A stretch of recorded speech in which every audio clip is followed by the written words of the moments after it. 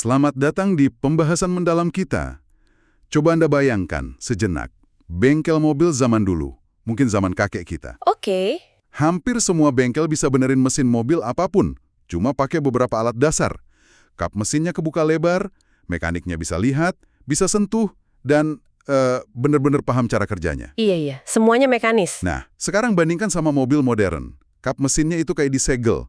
Semuanya komputer, dan kita nggak bisa lagi kan ngutak-atik sendiri di garasi? Benar, kotak hitam. Sekarang, gimana kalau fenomena kap mesin yang tertutup rapat ini terjadi di software yang kita pakai setiap hari?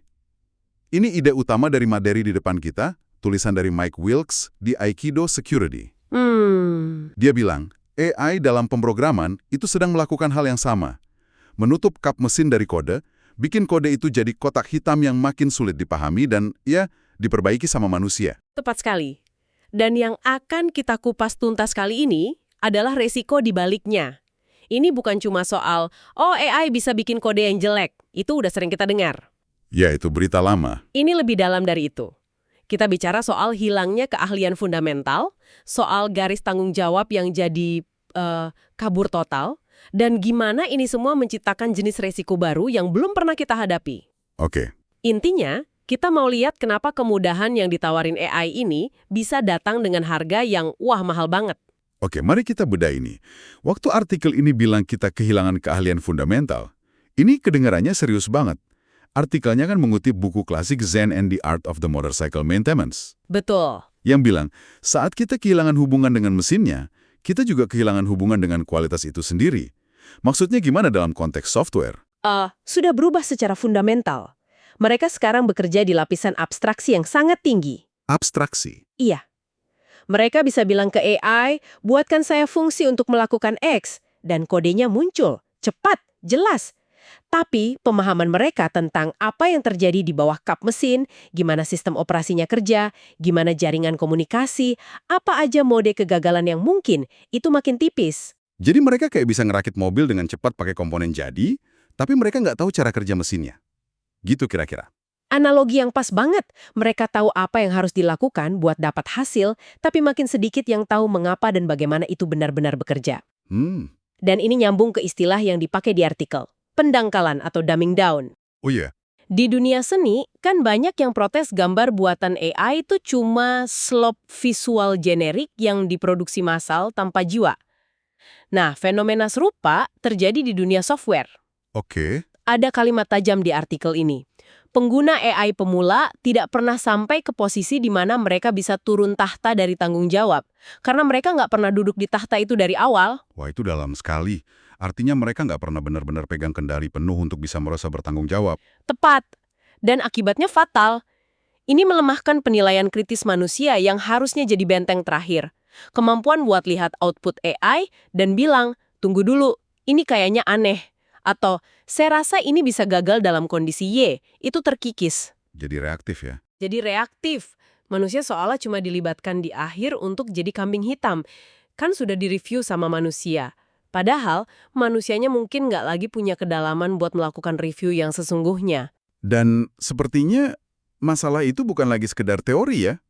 Artikel ini nyajin data dari laporan Aikido yang, cukup bikin saya kaget. Nah, 1 dari 5 organisasi ngaku telah mengalami insiden serius akibat kode yang dihasilkan AI. 1 dari 5. Dan hampir 70% nemuin kerentanan keamanan yang dimasukkan oleh asisten AI. angka-angka itu mengkhawatirkan. Itu artinya ini bukan lagi risiko di masa depan, ini terjadi sekarang. Sekarang, ya. Dan yang lebih rumit lagi adalah pertanyaan berikutnya. Kalau AI bikin salah, siapa yang tanggung jawab? Laporan itu nunjukin jawaban yang pecah. Ada yang nunjuk tim engineering, ada yang bilang tim keamanan, ada juga yang nyalahin vendor AI-nya. Kenapa jawabannya bisa begitu terpecah? Bukannya harusnya ada satu pihak yang jelas? Harusnya. Tapi keterpecahan ini adalah gejala bahwa tata kelola atau governance kita ketinggalan jauh di belakang teknologi. Otomatisasi jalan begitu cepat, tapi kerangka kerja soal siapa pegang apa, siapa tanggung jawab apa, itu belum terbentuk. Jadi tanggung jawabnya jatuh di celah-celah antar tim. Persis. Ada contoh nyata yang bikin ini jadi lebih jelas. Artikelnya cerita soal sebuah agen AI yang dilaporkan secara nggak sengaja menghapus seluruh database produksi. Tunggu. AI-nya ngehapus database, lalu minta maaf. Itu kedengerannya kayak adegan dari film fiksi ilmiah yang absurd. Absurd, tapi nyata. Dan bagian paling ironisnya adalah insiden itu terjadi saat perusahaan lagi dalam masa pembekuan kode atau code freeze. Oh, wow. Di mana secara teori nggak boleh ada perubahan apapun yang masuk ke produksi. Ini nunjukin betapa sistem ini bisa berperilaku nggak terduga dan betapa sulitnya kita nerapin kontrol tradisional. Permintaan maaf dari AI itu sendiri bukti bahwa sistem itu punya otonomi tapi nggak punya kesadaran akan konsekuensi. Nah, itu kalau taruhannya data dan uang. Tapi artikel ini membawa kita ke skenario di mana resikonya jauh lebih ngeri, yaitu di dunia layanan kesehatan. Betul, mari kita tingkatkan taruhannya. Di firma trading, kalau algoritma AI gagal dan mereka rugi, yaitu uang mereka sendiri. Iya, risiko sendiri. Tapi bayangkan skenario lain yang diangkat artikel ini. Ada perusahaan yang lagi menjajaki penggunaan LLM, Large Language Models, sebagai semacam asisten buat tenaga medis. Jadi kayak ada NPC, non-player character di game, yang ngebisikin saran ke dokter atau perawat pas mereka nangani pasien. Coba tanyakan tentang riwayat penyakit X, gitu. Kedengarannya futuristik tapi... Tapi pertanyaannya jadi serius banget. Apa yang terjadi jika algoritma yang sifatnya non-deterministik ini, artinya untuk input yang sama bisa hasilin output yang beda, memberi saran yang keliru? Saran yang berkontribusi pada cedera pasien atau bahkan kematian. Siapa yang tanggung jawab di pengadilan? Perusahaan pembuat AI? Atau dokter yang dengerin bisikan itu? Ini membuka kotak Pandora masalah hukum dan etika. Artikelnya bahkan bahas ide buat ngatasin ini, yaitu dengan bikin semacam dewan NPC AI. Jadi ada beberapa AI yang saling ngecek kerjaan satu sama lain. Tapi ini tetap nggak nyelesain masalah intinya kan? Sama sekali enggak, karena ini menyoroti kelemahan fundamental LLM. Mereka nggak berpikir atau paham. Mereka itu mesin prediksi statistik. Tugasnya cuma nebak kata atau token berikutnya yang paling mungkin muncul. Oke. Dan ada pengingat yang keras banget di artikel ini, dokumentasi awal untuk beberapa LLM besar secara eksplisit melarang penggunaannya dalam aplikasi kesehatan mental. Kenapa? Alasannya mengerikan sekaligus logis secara statistik. Saat membahas topik seperti depresi berat, kata atau konsep yang paling mungkin muncul berikutnya dalam percakapan adalah bunuh diri. Astaga, itu gambaran yang sangat mengerikan. Dan ini membawa kita ke resiko yang lebih luas, resiko sistemik. Coba kita lihat industri asuransi. Menurut artikel ini, saat topik asuransi buat kerugian akibat AI generatif diangkat, responsnya cuma tawa gugup. Tawa gugup itu cara industri bilang kami nggak tahu cara ngukurnya. Mereka belum siap. Resiko dari sistem yang nggak bisa diprediksi ini terlalu besar dan terlalu baru. Faktanya, beberapa perusahaan asuransi raksasa justru lagi berusaha nambahin klausa pengecualian khusus untuk AI dalam polis mereka. Mereka lebih mau lari dari risikonya daripada nanggung. Kenapa begitu rumit buat mereka? Bukannya mereka ahli ngitung resiko? Mereka ahli ngitung resiko berdasarkan data historis. Dengan AI, nggak ada data historis yang cukup. Selain itu, ada masalah hak cipta yang gede banget. Artikel ini punya istilah provokatif.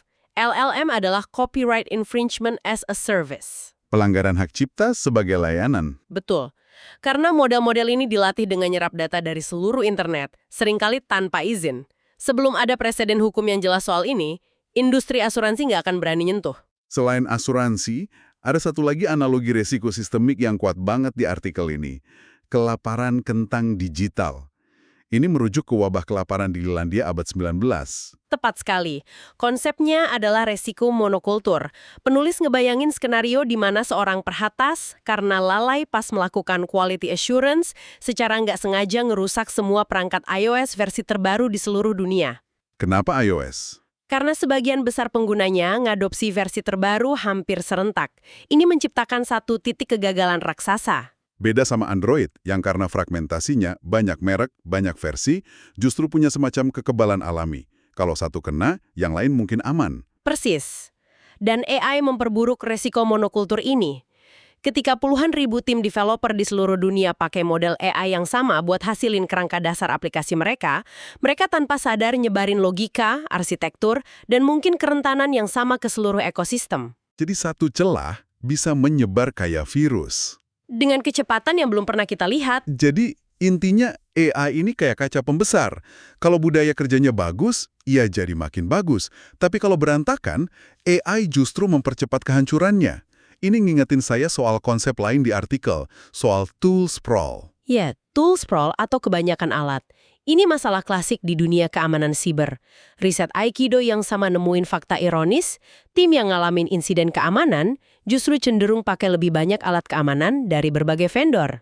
Oh, itu ironis. Ini ngehubungin kita ke perbedaan menarik antara dua tipe CISO atau Chief Information Security Officer. Oke, ini menarik. Apa bedanya? Penulis nyebutnya CISO pra-pelanggaran dan CISO pasca pelanggaran.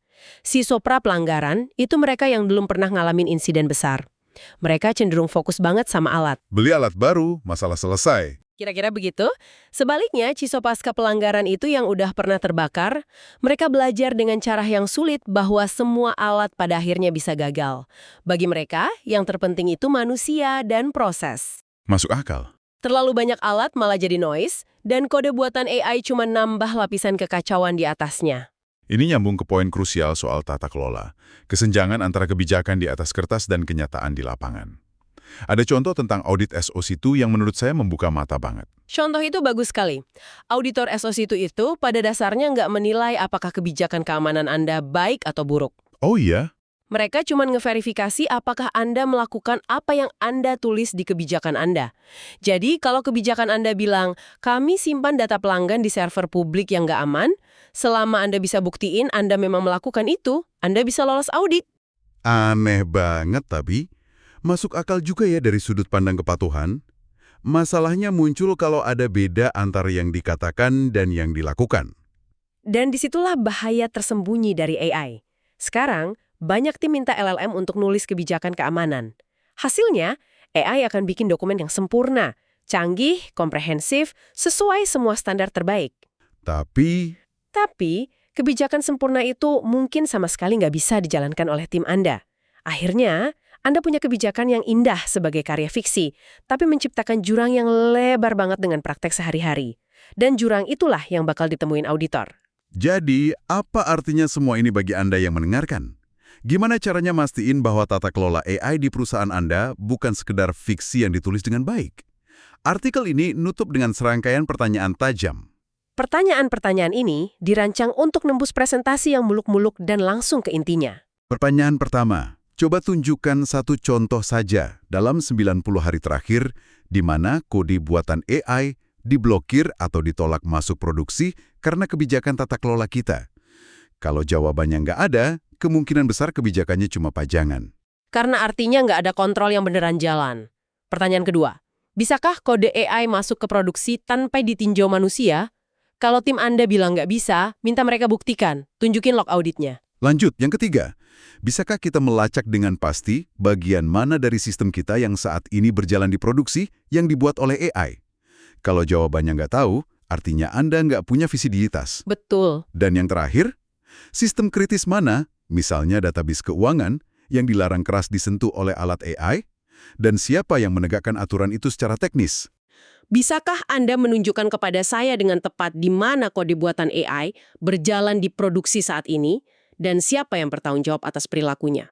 Oke, Juga jawabannya, ya, ini daftarnya, ini lognya, ini bukti reviewnya, maka Anda punya tata kelola yang nyata. tapi jika jawabannya adalah keheningan, keraguan, atau nanti kami cek dulu. Maka yang Anda miliki, seperti kata penulis, bukanlah tata kelola. Itu fiksi. Dan dalam dunia keamanan siber, fiksi bisa membawa Anda pada kebangkrutan. Wah. Pada akhirnya, AI adalah sebuah penguat. Ia akan memperkuat budaya yang sudah ada. Jika budaya keamanan Anda baik, AI akan membuatnya lebih efisien. Tapi jika budaya Anda lemah, AI akan memperkuat semua kelemahan itu dengan kecepatan yang belum pernah terbayangkan. Jadi, hilangnya kemampuan kita untuk membuka kap mesin dan benar-benar memahami sistem kita sendiri ini bukan cuma masalah teknis. Ini pergeseran fundamental dalam cara kita mengelola risiko. Tepat. Ini adalah bentuk risiko yang baru. Sebagai penutup, ada satu analogi lagi yang menarik dari artikel ini. Analogi klasik tentang monyet dengan mesin tik. Ya. Idenya kan? Kalau sekumpulan monyet ngetik acak untuk waktu yang tak terbatas, secara statistik, mereka pada akhirnya akan menghasilkan karya lengkap Shakespeare. Benar. Ini biasanya dipakai untuk menggambarkan kekuatan probabilitas dan skala waktu yang tak terhingga. Tapi artikel ini melihatnya dari sudut pandang yang beda. Analogi itu juga secara nggak langsung menyoroti bahwa yang bikin karya Shakespeare berharga itu bukan cuma urutan huruf yang benar, tapi adanya niat, kreativitas, dan kesengajaan di baliknya. Monyet itu kan nggak berniat nulis Hamlet, itu cuma kebetulan statistik yang hampa makna. Masuk akal. Dan ini meninggalkan satu pemikiran provokatif untuk Anda renungkan. Jika kita terus-menerus mengandalkan alat yang pada dasarnya nggak punya niat atau kesengajaan, kayak LLM yang cuma prediksi kata berikutnya, dan sebagai akibatnya, kita dan generasi insinyur masa depan berhenti melatih otot intensionalitas dan pemahaman mendalam dalam diri kita sendiri. Hal signifikan apa yang sebenarnya telah kita hilangkan dalam prosesnya?